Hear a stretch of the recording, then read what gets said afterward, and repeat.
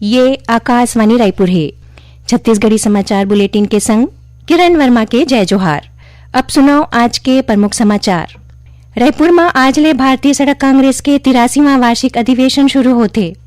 बीजापुर जिला में आज सुरक्षा बल और माओवादी मन के बीच हुए मुठभेड़ में 2 जन माओवादी मन मारे गए हैं और 4 दिन के छठ पर्व आज बिहनिया उषा अर्घ के संग संपन्न हो गए। अब समाचार विस्तार ले। रायपुर में आज ले भारतीय सड़क कांग्रेस के 83वां वार्षिक अधिवेशन शुरू होते।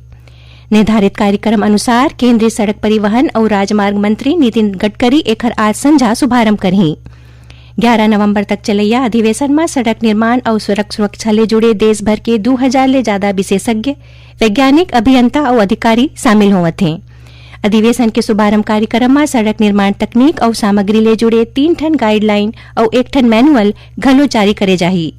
ए मौका में तकनीकी प्रदर्शनी घलो लगाए गए हैं, जेमा आने कंपनी मन डहार ले यहाँ लगाए गए स्टॉल में सड़क निर्माण ले जुड़े तकनीकी, मटेरियल डिजाइन, टेक्नोलॉजी मन के प्रदर्शन करे जाही।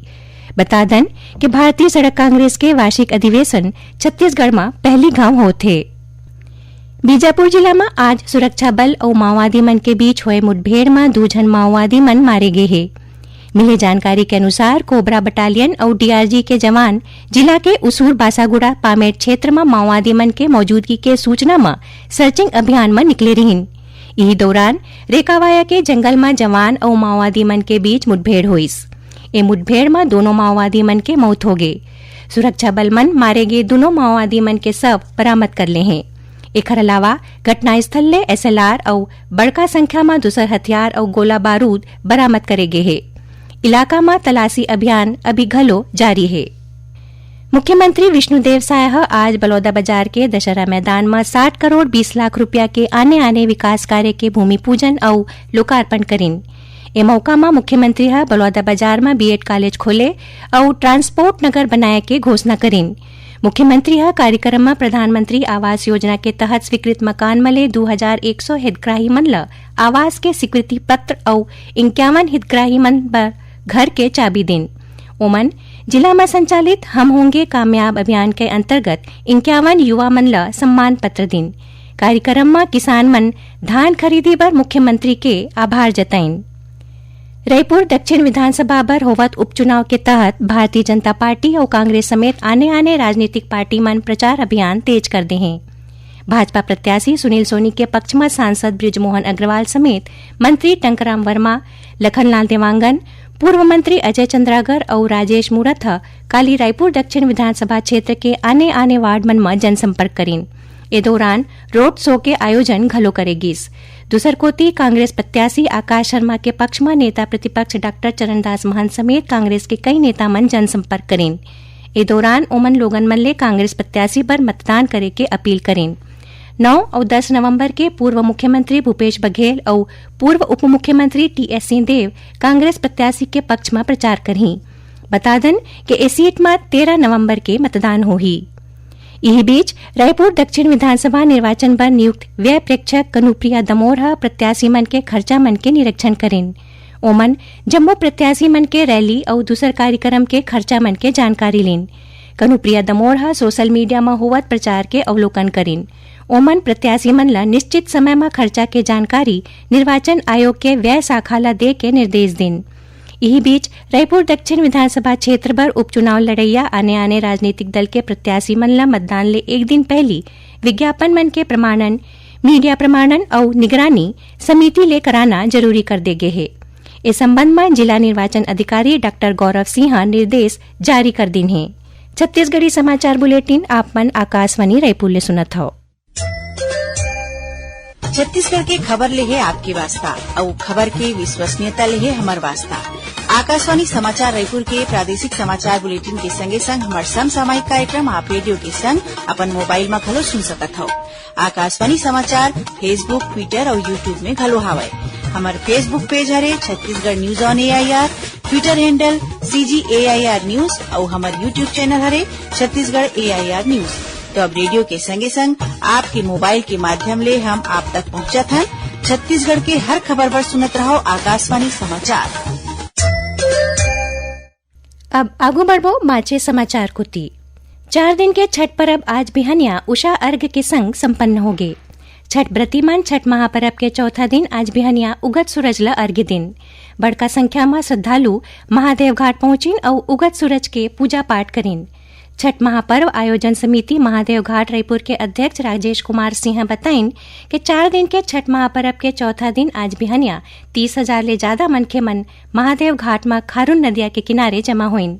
रायपुर में आने जगह जैसे महादेव घाट, ब्यास तालाब और दूसरा तालाब मन के किनारे ए बछर घलो छठ महापर्व उछाले मनाए गिस।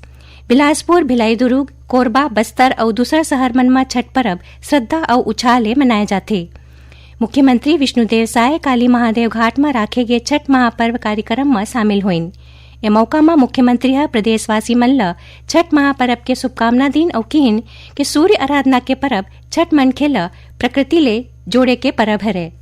ए मौका में विधानसभा अध्यक्ष डॉक्टर रमन सिंह और सांसद ब्रिजमोहन अग्रवाल घलो मौजूद रहीन। यही बीच भारतीय रेल छठ पर्व के बाद यात्री मन के लहुटैला सुविधाजनक बनाए खातिर 500 ले ज्यादा विशेष रेलगाड़ी चलाथे। रेलवे बोर्ड बताइन कि आज ले लहुटैया यात्री मन बा समस्तीपुर, दानापुर और दूसर रेल मंडल ले अतिरिक्त रेलगाड़ी चलाए जाथे। भारतीय रेल के अनुसार तिहारी सीजन में 4,521 ट्रेन मन ले करीबन 65 लाख यात्री मन अपन गंतव्य तक पहुंचाए गिस। रेल मंत्रालय है कहिन कि महीना के 1 तारीख ले 5 तारीख के बीच 6 करोड़ 85 लाख ले ज्यादा यात्री मन बिहार, पूर्वी उत्तर प्रदेश और झारखंड पर रेल यात्रा करीन। यात्री मन के अवई जवई ला सुचारू बनाए रखे बर रेलवे सुरक्षा बल और स्वयं सेवक मन ल घलो तैनात करे गे हे। सुनैया मन ल बता दन कि प्रादेशिक समाचार एकांश डहार ले समसामयिक विषय में आधारित साप्ताहिक कार्यक्रम बातों बातों में ए बखत तिहार के मौका में रेलवे डहार ले यात्री मन के सुविधा पर स्पेशल ट्रेन समेत आने पहलू ऊपर विशेष कार्यक्रम के प्रसारण करे जाही। ये कार्यक्रम आकाशवाणी केंद्र रायपुर ले काली 9 नवंबर के बिहनिया 10:30 बजे ले प्रसारित होही। एला छत्तीसगढ़ स्थित आकाशवाणी के जम्मू केंद्र रिले करही। छत्तीसगढ़ में HIV पीड़ित, दृष्टिहीन, दोनों गोले दिव्यांग और 80 बछर या ओखर ले ज्यादा उम्र के सियान नागरिक मन ला यात्री बस में मुफ्त यात्रा के सुविधा दे जाथे। एकरे संग नक्सलवाद ले प्रभावित ऐसन मनखे जेखर करा प्रमाण पत्र हवे ओहो मन ला यात्री बस में सफर करे में किराया में 50% के छूट दे जाथे। यही बीच परिवहन विभाग निर्धारित राशि ले ज्यादा किराया वसूल करत पाए जात और बिना किराया दर सूची लगाए संचालित 349 यात्री वाहन मनों पर चालानी कार्यवाही करके 4,47,000 ले ज्यादा के जुर्माना लगाए है। और अब थोड़कुन समाचार सार में राजीव युवा उत्थान योजना के तहत प्रतियोगी परीक्षा मन पर निःशुल्क कोचिंग पर रायपुर जिला के छात्र मन ले 20 नवंबर तक आवेदन मंगाए गए हैं। जांजगीर चांपा जिला के अकलतरा के लटिया रोड करा आज एक तेज रफ्तार एम्बुलेंस अनियंत्रित होके खदान में गिर गए, जेमा सवार 2 मनखे मन तौर के अपन जान बचाइन। हादसा के बेरा एम्बुलेंस में कोनो मरीज नहीं रहीस। और शक्ति जिला के हसौद के गैस एजेंसी करा आंगनबाड़ी कार्यकर्ता मन ला ले जावत मालवाहक अनियंत्रित होके पलट गिस। ये हादसा में 3 जन महिला मन ला गंभीर चोट आए हैं, उन्हें 18 जन महिला मन मामूली रूप ले घायल हुए हैं। आखिर में प्रमुख समाचार एक गांव फेर। रायपुर में आज ले भारतीय सड़क कांग्रेस के 83वां वार्षिक अधिवेशन शुरू होते। बीजापुर जिला में आज सुरक्षा बल और माओवादी मन के बीच हुए मुठभेड़ में 2 जन माओवादी मन मारे गए हैं। और 4 दिन के छठ पर्व आज बिहनिया उषा अर्घ के संग संपन्न हो गए। एकरे संग छत्तीसगढ़ी समाचार बुलेटिन इहे सिरावत है। जय जोहार।